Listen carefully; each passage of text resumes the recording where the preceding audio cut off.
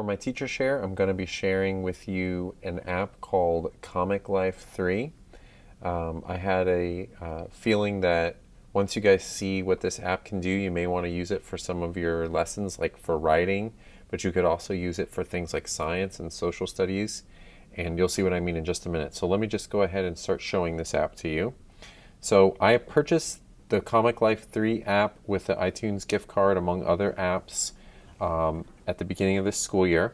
So it is available on the classroom set of iPads. So if you need to check one or multiples of those out to do this project, of course that's available to you, and you can just email me. When we open the app, you're going to start with, it might be open on someone else's project, but hopefully it'll be here at this screen that's called the My Comics screen. And the first thing you're going to want to do is you're going to want to press the plus button in the upper left hand corner, and then it's going to say create comic. Now before I go any further, you're going to want to have your students do a couple of things. Either they're going to photograph with the iPad whatever the subject is that they want to make the subject of their comic. So for instance, if you're doing a project on a famous person, you might have them save some pictures of that person onto the iPad so that they can import those photos later. If they're doing, say, a science experiment, you might want to have them photograph each other doing the experiment while they're doing it. So you want to have the photos ready beforehand. The Comic Life 3 app doesn't really let you make the pictures, they let you format the pictures. I hope that makes sense, but it will in a second.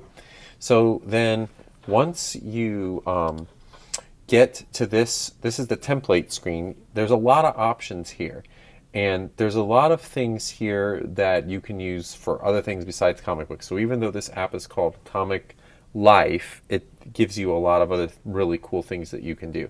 So you can see there's certificates here, which you could use to give to a student. So even if you're not going to use this for the students to do a project, you could make them a certificate, or they could make each other certificates.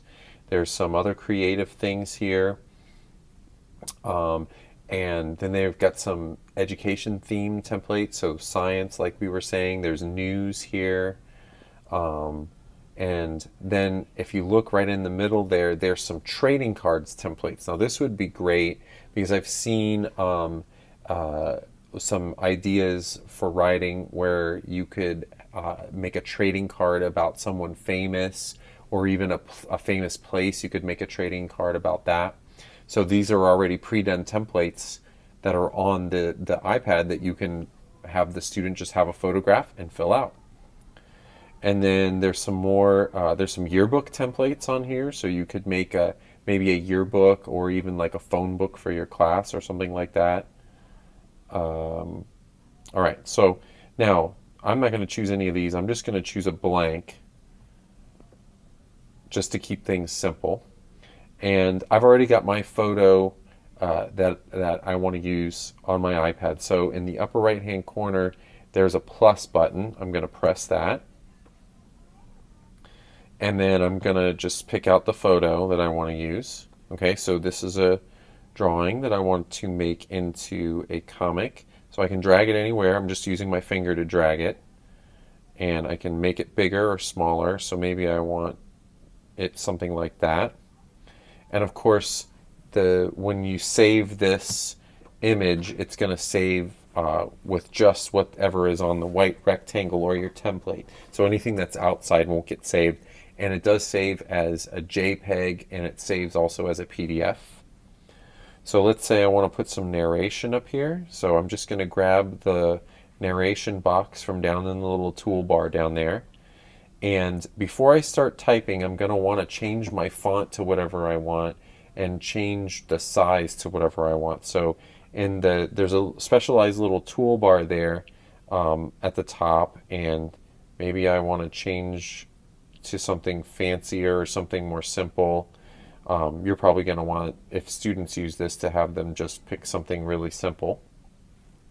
And then you're going to want to be able to read it. So I would tell them to go ahead and make and you can see the letters are getting bigger, make the letters bigger, and they'll be able to read it. And then you just type in your story.